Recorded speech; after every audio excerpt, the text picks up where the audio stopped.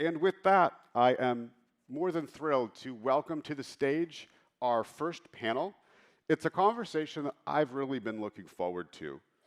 It's a conversation about how Jane App reached a $1.8 billion valuation without taking any outside capital to start, and they did it on their own terms. And so please give a warm welcome to Ali, Trevor, and Andrew.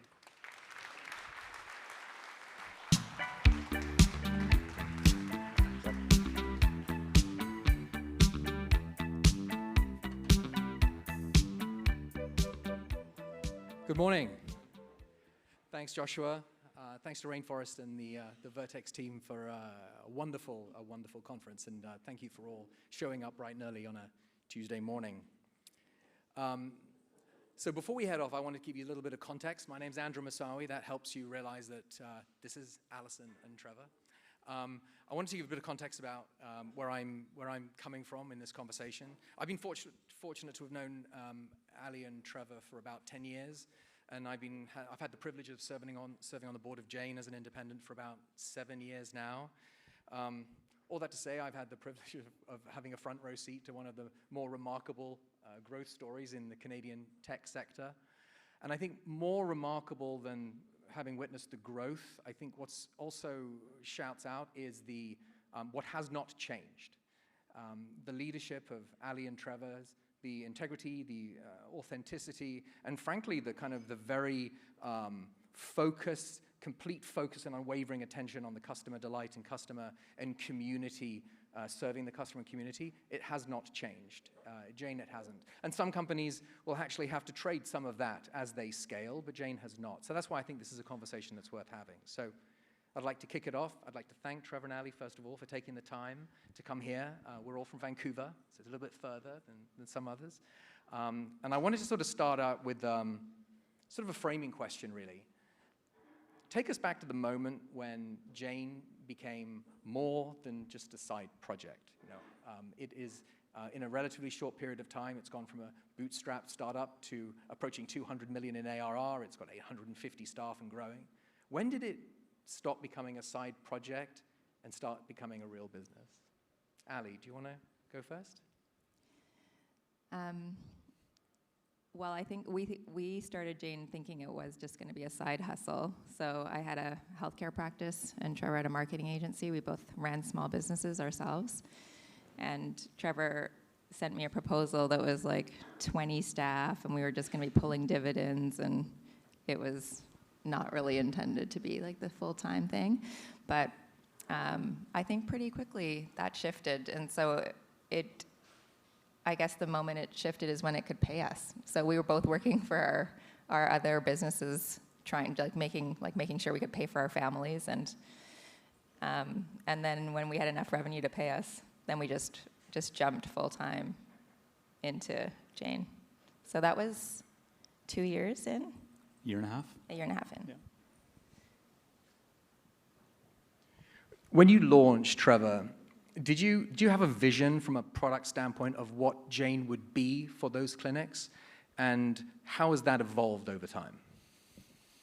Yeah, so the very first iteration of Jane was just a little kind of half-baked solution that was just for Ali's clinic. Fully baked. Yeah. I paid for that. Yeah. She did pay for it, yeah. It was a good little product. There's very little feedback, actually, no bugs. But it was incomplete. Ali still had to run another software in her clinic to handle all the billing and insurance. So when we thought, like, hey, we should sell this to other people, we're like, it really needs to do everything. There's not really, in a system of record, I guess a lot of you would know, like, you can't really have an MVP. A clinic's not going to buy it unless it runs their whole business. So that was the approach we went in with, and it needed to do everything. And in our case, that was handling everything to do with scheduling, everything to do with medical records, everything to do with insurance billing, cash pay, and then just all the administration that goes around all of that. So it was not an MVP mindset. It was like, let's build a very comprehensive solution right out of the gate. Did we even say what we do? Do you know what Jane is? We didn't say that. No. Alison, what does Jane do? I'm like, no one even knows what we do. We're practice management software for healthcare, small healthcare businesses. It's like very small. Like we call them VSBs sometimes, like very small businesses. So that's solo up to, they could have a couple of locations. And it's, so think like chiro, massage, physio, counselors. It's sort of the three, we call them super buckets of different types of practitioners. So there's manual therapy, that's the acupuncture, physio, chiro. There's mental health or behavioral health in the US, that's counselors, psychology. And then we're also growing in the medical space. There's a lot more like concierge medical care, especially in the US. And then functional medicine, medical aesthetics. So anyone that needs medical charting, but it's not like a hospital or a large practice, you probably, hopefully all go to these people for your care and they help you out in life. Those are our people. That was a bonus question. And I think the other point there is, I think what's unique is that it's multidisciplinary. I think there are very few businesses out there similar to Jane's that are multidisciplinary in its approach. And I think that's one of the questions I had Trevor about. You come from a design background. You had a design agency. How much of Jane's success do you attribute to the fact that you simply built it and care more about product and customer delight than perhaps others that have come? Mm-hmm. Yeah, I mean, designing for multidisciplinary was something that, it wasn't a question at the beginning because Ali's clinic was multidisciplinary. She had 12 different types of practitioners in her practice. And so on day one, the app had to work, had to be really flexible because all these, chiros and physios and massage therapists, and there was a counselor, there was midwives, there was a naturopathic doctor. They all practice differently. So the app had to be both flexible to accommodate all that, but then we were also kind of realizing along the way, at least in the design process, that kind of 90% of the workflow is actually the same. So we could build this app that was really well suited to all of these different practitioner types and then make it flexible in certain places so they all felt like it was perfect for them. And that's a fun design challenge. I think it was also easier to stand out 12 years ago, maybe from a design point of view, because software was pretty ugly 12 years ago, especially in healthcare. A lot of very enterprisey, legacy Windows on-prem products out there. So when we approached it as a web-based thing, and I'm an Apple fanboy, so it had some of that influence, it stood out. That's less of a competitive advantage today, though. And I want to sort of shift the conversation away from the sort of design element to the, what I'm going to call, and the headline for this, and I'm going to call it, and then I'm going to ask Ali to comment on the headline before, but it's the counterintuitive playbook. And it's, Jane is growing in a way that many in this room, and I think many in our world would call unconventional. That you don't have, there's no sales teams, there's no SDRs, you have not taken, you've never taken primary capital. So all of these things are sort of a little unconventional. But before we go in and break those down, and I'd like to go into those, what those mean for Jane, I'd like, Ali, I'd like you to comment on the counterintuitive playbook, because I pretty much know that you have an opinion on that statement. It's because you've heard me rant on this before. I do think it's funny that people call it counterintuitive, because the way that you grow a small business and the way that you treat your family income is very standard. Like, you do not spend more money than you make. How many of you have ever been part of a small business before? That's almost, some of you. Okay, good. Proud small business owners. You're a very important part of the economy. You do a lot for this world. Undervalued. But you can't run a small business that doesn't make money for very long, or you will fail. And so we both came from the small business world. It did not seem counterintuitive at all to us that you should not hire people if you cannot pay their salaries with your income. And so the revenue spend, this was a very natural way to grow a business for us at the beginning.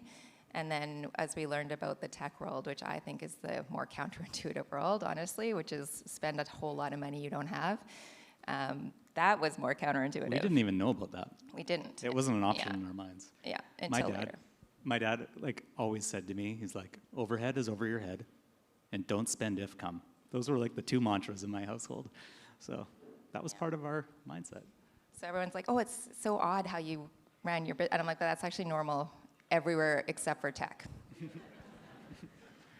And so we're going to talk a little bit about the capital and the investment side of it. But I'm just, for the audience, how do you get to approaching $200 million of ARR without a sales team? How does that actually work?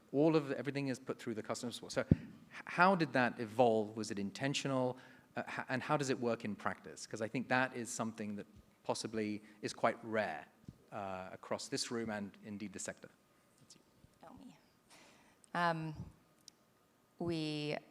We have inbound sales, so we have one customer team that does everything. So they do from inbound sales, onboarding, support. I didn't even know that these things were divided when we started. I'm like, it's so weird that you divide people's journeys into these moments in time, and then you ship your org chart all the time, where you have to hand your customer off into these various, again, seems kind of counterintuitive to me, actually. I'm like, I am a small business customer. I just want to speak to the same person the whole way through. And when you're a founder, you're doing that all yourself. And so I was like, well, I'll just hire someone else to do that all. And then we just continued to scale by adding people to do the full customer story as a role. And it just made more sense to me that you weren't overselling the customer at the beginning. You really understood the product. You understood how to onboard them properly, because you're going to be better at demoing if you're supporting the product as well.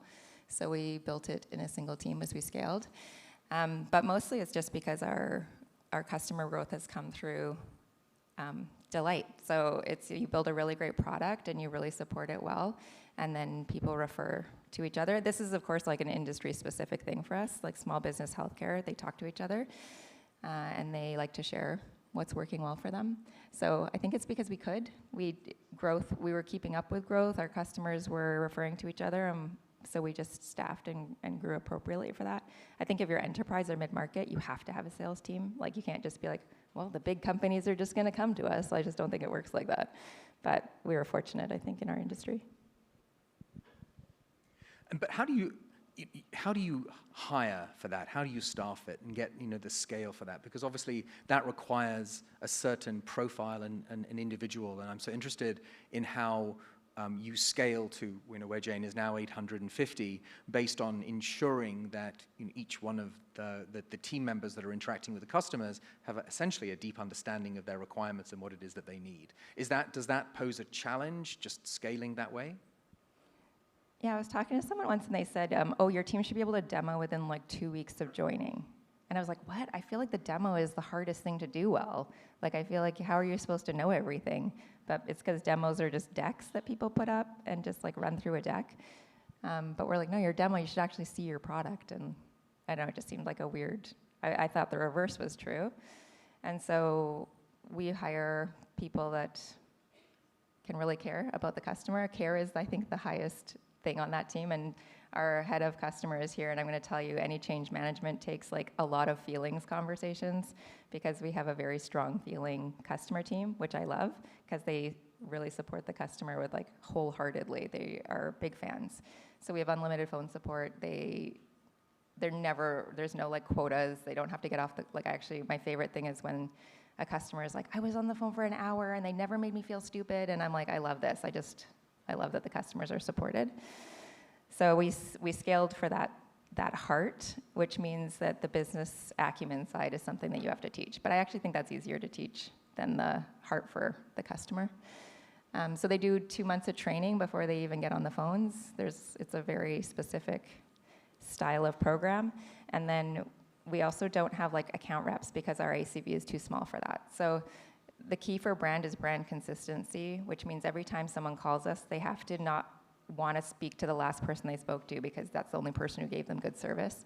So every single customer has to provide the same level of service so that your brand is represented in every interaction, which is actually really, really hard to scale. It's like getting a good cappuccino is really difficult in a chain, because you have to scale, if you know about this, like consistency is really hard to scale. And so you have to just be really deeply committed to scaling quality and consistency, or it almost feels like it's not worth it, because your customers aren't going to get that brand experience. So when they call, they have to feel like they're talking to Jane, regardless of who answers the phone. And I think a lot of this came about because it matches the type of customer we're selling to. These are very, very small businesses, and a lot of them are like solopreneurs. So they are healthcare practitioners that were trained to work on humans, and then they find themselves running a small business, and they don't know anything about that part. They feel imposter syndrome. They feel like everyone else is doing it better.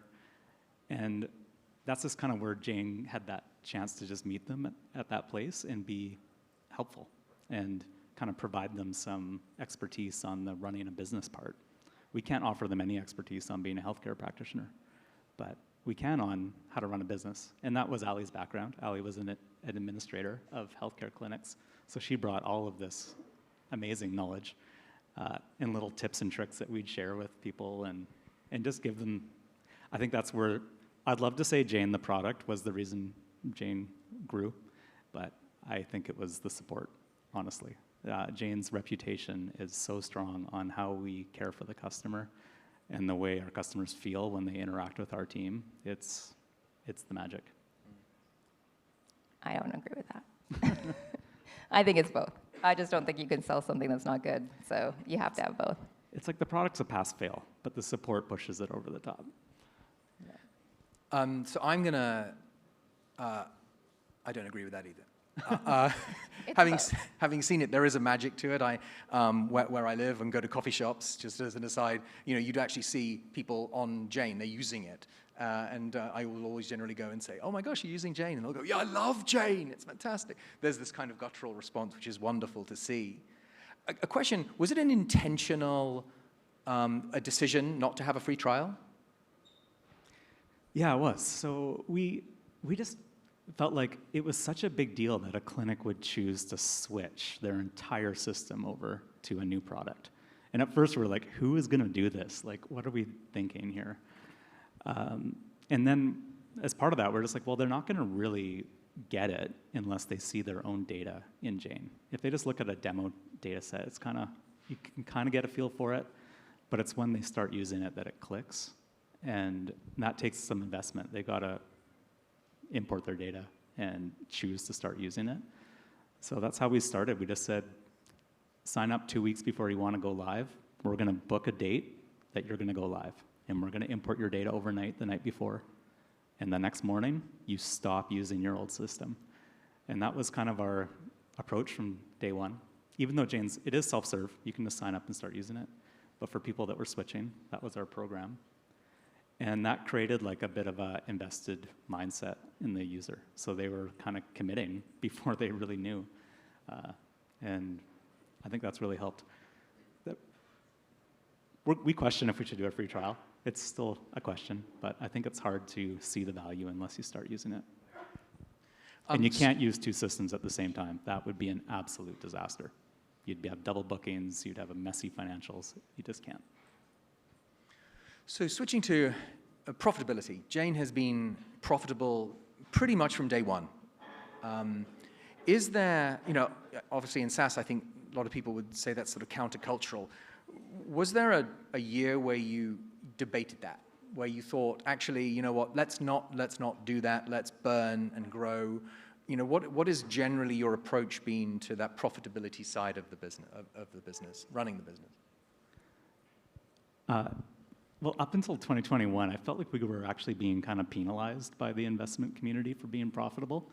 They'd be like, oh, you're not trying hard enough to grow. What's all this cash here for? And then that really shifted post-2021 when profitability became sexy. So that was nice for us. But the profitable thing, like we've always just like, it's kind of accidental. We were like, we should spend every dollar trying to grow this thing, but not a dollar more than what we're making. And we try every year, but usually we couldn't hire fast enough, so we've just kind of ended up with a little bit of extra every year. But that was possible. We were growing on referrals. So all the money we were spending was on quality and taking care of our customers, and they were our growth engine. They still are. So it's just a different way to grow. Do you have any more to say about profitability? No, I do want to mention, though, that like the metrics thing of profitability was not something that investors cared about. And then it suddenly was, and then everyone was doing layoffs and like trying to get to profitable super fast. And this is not the only time that that's happened where a metric that investors wanted became something different the next day. So I will say, if you're like starting a business, I call it the little black dress of metrics. You have to always be in style, which means you should have a profitable, growing, healthy customer. Literally every metric has to be good all the time, because tomorrow it could be a different one that matters. So if you actually just focus on what does a healthy, sustainable business actually look like, that's what's always in style. That's your little black dress. And so be confident in yourself if you want a profitable company. If whatever your metrics are don't totally align necessarily with exactly what the investor community is telling you, I would just say be confident in yourself and just have a strong, stable, long-term business that makes money. Businesses have to make money. That's their job. That's what business means. And for the guys in the room, apparently a little black dress is always in style. Wait, is there a man equivalent? Is whatever you're wearing right now, your jeans and suit jackets, is that what you guys wear? What's always in style for you? You all wear the same thing. Oh, look, see? They're not jeans. Oh, khakis. So a couple of ways of conversation. By the way, I like the evolution to little black dress. It was I also, many years ago, there was an article in the Globe and Mail where you said it was a camel. It was like being a camel. So there's That's always not a as reserve. Sexy. That's not quite Little so black good. dress is cool. What is I think that's more on point. Is there? I think if you look back at it and in the benefit of hindsight, if somebody had given you a wad of cash in year 3, is there something you think, you know what? Actually, I would have built that then. I would have done something differently then. No, we were racking our brains, and investors were approaching us in the kind of first 6 years to say what would you do if you had money? And we're just we don't know how to spend money to grow faster. We haven't built anything with a lever we could pull harder. It was if you build it, they will come, and if you do the right thing, they will love you sort of way of building a business, which you can't accelerate that with money. So we had no idea how to use investor money to grow faster, and honestly still don't really. And I think having the constraints also breeds creativity. It also helps with prioritization. It helps with you have to do resource management, and you have to do quality control. There's a lot of things that constraints force upon a business that actually creates, I think, a lot of health. Performance management, you can't have bloat. So we've never done layoffs in 14 years because we never had room for bloat. And so you're always just sprinting towards the next thing. And generally you know what that is that you want to build, but I don't know that money actually makes you go any faster. Generally, it makes you, I think, a little bit, sometimes I say things that are controversial, I'm sorry. I think it can make you lazy, because I think you can just throw humans at problems. You don't have to really fix things that aren't going wrong. You don't always measure, the growth at all costs era, I think, made it hard to measure what was working and what wasn't. People just did everything, and then we're well, we have to keep doing everything because we don't know what of that is actually working to grow. So you spend all this money, and only 5 or 10% of it would actually create growth, but you wouldn't know which 5 or 10%. And so because we didn't do that, we didn't have any of that to pull back. And I think it's tricky. We're pretty insistent that the work we do has impact, and that we know what the impact is in order to scale it. So it can be hard, I think, to work in that environment. But I think it creates it does create a scalability, because everything you're doing has to work. So on that subject, and given what you've already said, it won't come as much as a surprise, I think, to the room, that Jane has never taken any primary capital. I think. Well, we did. We just didn't spend it. We took 10 million, but it's in the bank, and we never spent any of it. Right. Which seems like a waste now. I'm well, why do we do that? Yet you have done several secondaries, and Joshua mentioned that the last one last year with a valuation of 1.8 billion. How do you think about investment and those transactions just in general? Understanding that it is not, it's not primary, and it's not to accelerate growth. I mean, I guess the mindset was a bit about we should maybe take advantage of this ridiculous market we happen to be doing business in, because these people want to pay us a lot of money for this little thing we're building. So I think it was, it just felt, it was kind of opportunistic. And de-risking, I think, is part of the mindset. Like, you're pouring your life, and your whole team is, into this thing. We've always been, I hope, generous with our employee stock option plan. Like, everyone at the company owns some of the company and continues to earn no matter how long they've been there. We do re-up grants. And our teams had the opportunity to sell some whatever's vested whenever these secondary rounds happen. And like, that's the most incredible thing to watch. Like, our people like being able to buy houses who never thought they would ever be able to buy a house, especially in Vancouver. And like, the impact of that is wild. So the sort of the little bit of changing of hands of ownership of Jane along the way has been great. And we've also got to bring in really amazing partners, these investors, who have seen companies like ours before and have seen the next size. So they provide a ton of expertise and help. Yeah. And we started on the investment path by accident because we had inactive founders that we needed to switch out ownership, and we couldn't afford to buy them out ourselves because we were already too big at the time. And so that's how we started. We weren't intentionally getting into the investor realm, and we were actually kind of assholes about it with the original investors. We were like, don't talk to us. We don't want you here. We don't want you involved in this. Which now, in retrospect, I'm like, I'm so sorry that we were like that. But that's okay. So we started on that, and then once you have investors involved, now you have a responsibility. I feel like when you're running a company, you have a responsibility to all your shareholders. That's part of, you have an operational responsibility, and then you have a responsibility to your shareholders. So we're now on the investment train. It's just how our story started. But bringing in, we have JMI and TCV and Arthur. Like, it has been actually phenomenal having a portfolio of companies, especially in the vertical SaaS space, that are similar to us. But especially similar but in different industries, the cross-pollination is incredible of the way that these different companies are helping small businesses scale. So I would say it's been like way more impactful to our business than we thought it was going to be. We heard so many horror stories about taking investment, but for us, it's actually been really lovely to have these partners. And they're very supportive in a way that we actually had to seek out non-horror stories when we were originally thinking about taking another investor on. And all we heard was like, they just come in and they rip out the founders and they put in their own operation teams. And we're like, oh my gosh, that sounds terrible. And so we were really intentional about interviewing different funds and making sure we were finding funds that were very excited about founder-led and that really aligned with the way we wanted to grow the business, and that weren't looking for like massive unicorn or bust, but that were okay with like a strong, stable, growing business. So alignment with your investors was important to us. But shout out JMI, your sponsors, you're here. I think TCV might be here too. And Tidemark. And Tidemark.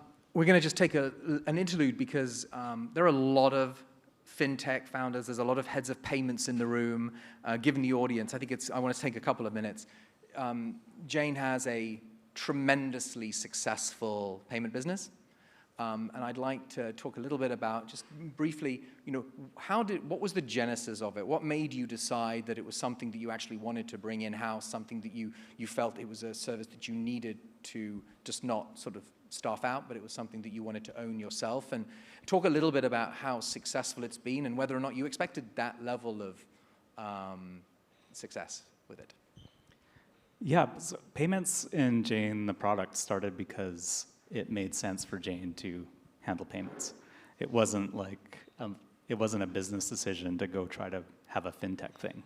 It was just like a natural, like, oh, well, we're doing everything else to do at the checkout. Wouldn't it also make sense for the Jane to actually process the payment so the user isn't typing in stuff manually? So that was the start. And then when we discovered that you could make a little bit of money if you do that right, I'm like, oh, that's a nice bonus. But we didn't maybe start very well. Jane's in person for most of what happens in Jane is in person, until more recently after COVID with all the telehealth. So it's a point of sale system. People need a terminal, and that really limited how we had to build a payments product, especially in Canada. There's very few options for partners to work with.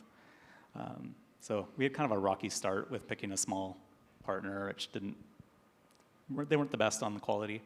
And then when Stripe finally released their terminal, we started using that and offering payments that way. But it's just a natural part of using Jane is to use Jane's payments system. And do you want to talk about rates? No. Well, I just wanted to say, like, we started thinking about payments not as a business unit at all. It was just a feature set. Yeah. So the payments processor was just the rails that enabled those features. So I think a lot of people do it the other way. They're like, let's bolt payments into our business. But we were just trying to build features, and it needed something to make those features work. So it's like, how do you make this pay button work? Well, money has to move around in the background. And so I think for us, it's like, it was really just about the features and the product doing what it needed to do, and then how are you going to make that happen? I think the most important thing we were looking for when we added payments was easy onboarding. Like, we didn't want our users to have to go through a 2-week merchant application process with a traditional ISO, and to be able to just have that instant sign up and have the verification kind of be a latent thing was ideal. Like, we just love that ease of entry, and our users love it too.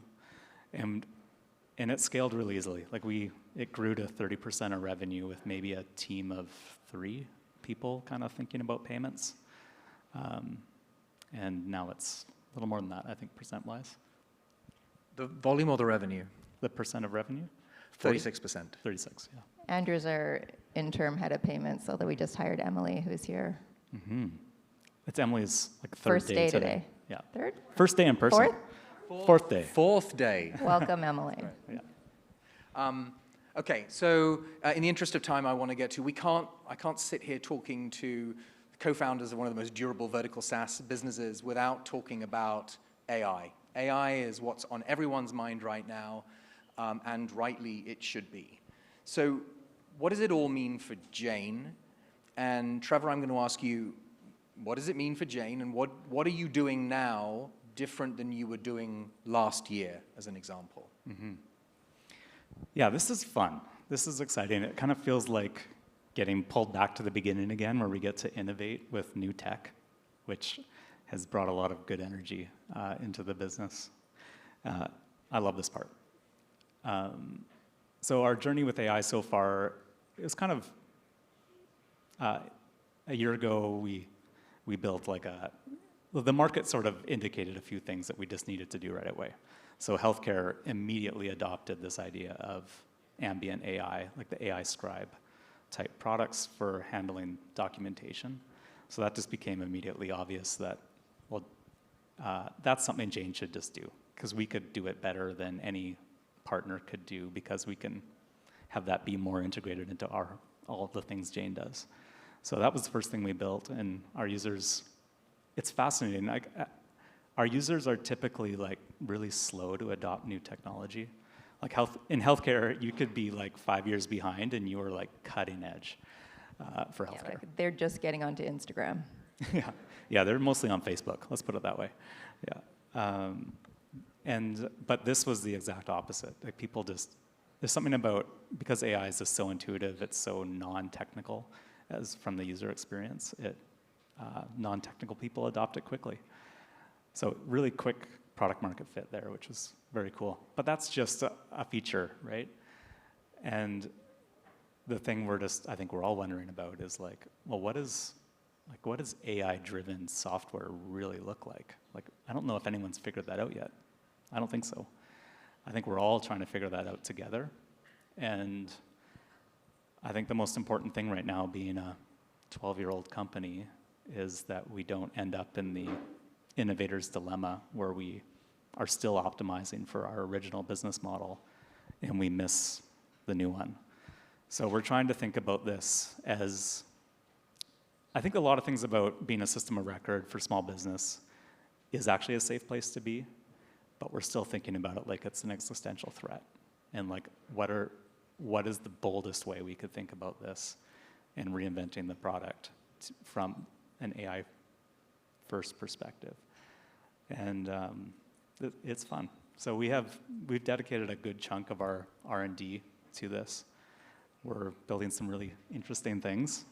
But I think the main mindset is, Jane, everything we've built over the last decade, it's just a collection of tools, and our users have to learn how to use those tools. They have to know when to use them, and they have to get good at using them. And that's Jane. But now we get to help operate those tools on their behalf and actually provide the outcome of using those tools. And that's just a different way of thinking. And it's cool that this tech exists, that we can do that. Yeah. Ali, what are your thoughts as somebody that used to run a multidisciplinary clinic and now serves tens of thousands of them? How has your vision evolved about how AI can change and enhance and improve that experience for the clinic? Yeah, I think what I'm finding fascinating is, so we have obviously these small business clients and customers, and the next thing that's kind of coming up as a market desire, and it's like where the pull is from the market, is like, they're like, AI reception, AI reception.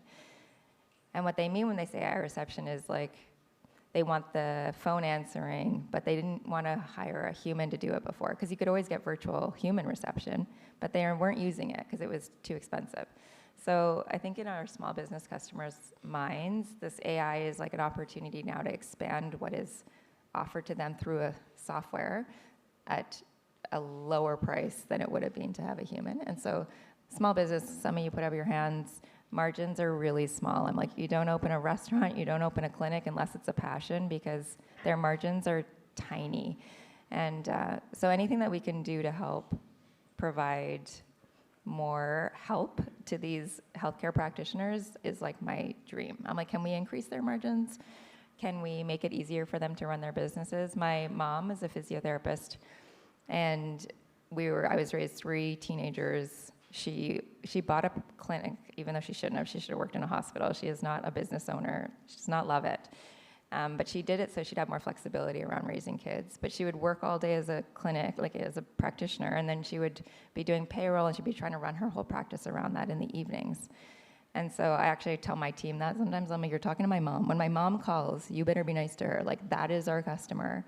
And so anything we can do here, and I think AI is such an exciting opportunity for small business, these owner-operator type providers, to have more support in their businesses at a price point that is more accessible. Let's see what happens with token usage. Okay, everyone, I know it's freaking expensive right now, but we're gonna get there.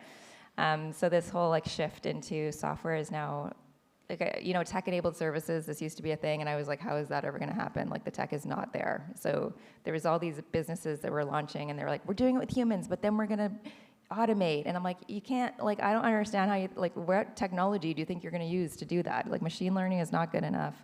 Rules-based is not good enough. But now this technology is now available where you can actually have outcomes provided by technology. And so this new world we're going into, where it's like, it's not tech-enabled service, it's like literally service is tech. It's like service as a software instead of software as a service, which, anyway, it's like, this is a whole new world. So I think for our customers and small business, I'm really, really excited about what we can build here. I think it's gonna change things dramatically. Okay, thank you. So in the last few minutes, sort of the closing question, I'd like to ask the same question of both of you. If you were going to write just a paragraph as advice back to yourself 3 years into Jane, so not the first year when you're just sort of formulating, but 3 years in, when the company's at pace, you're doing, it's a real business, then what would that advice be? Ali, start with you, or start with Trevor, whichever. Trust your instincts. No, you do yours. you didn't like mine. I like that one. Oh, really? Yeah. I was like, this is what I'm going to say. He's like, that's the last piece of advice you need. And I was like, what? Okay. Just because you already live it. Well, I feel like I don't always. So I think we're, I guess, technically a first-time founder, but I think that our small businesses really do count. And I didn't count them, I think, actually, as much as I should have. Because when you're scaling in tech, there's a ton of opinions from people on how you should do things, and industry standard, and this is the playbook, and this is what's like valued in the investment world. And you're getting actually just like a lot of external input from people that don't necessarily know your business as well as you know your business. And so I think there's been a few times where I'm like, okay, I just gotta like, I guess that's how it's done, and it doesn't sometimes like totally make sense to me. And then I think those times have not really worked out. Like, so I think I would just say like, it's like you should, like running your tech company like a small business, like with the lessons you learned, is actually a good plan. And so there's something about trusting, but it's funny because my team's here and they're just like, great. You guys don't listen to anything I say. And I'm like, I try. It just has to make logical sense, and I think it's reasonable to expect the plan for your business to make logical sense to you.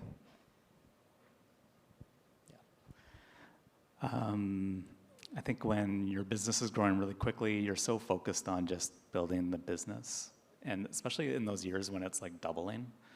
And then a mentor type person said to me in those years, they're like, well, what are you doing to invest in yourself as a leader? Are you doubling your leadership skills so that you can keep up with this business that's doubling every year?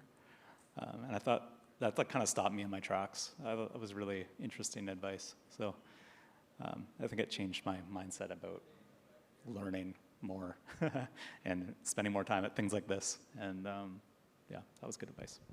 I think those two closing bits of advice are an excellent way to end this Q&A. So please, everyone, join me. Thank you, Ali. Thank you, Trevor. Really appreciate it. Thank you.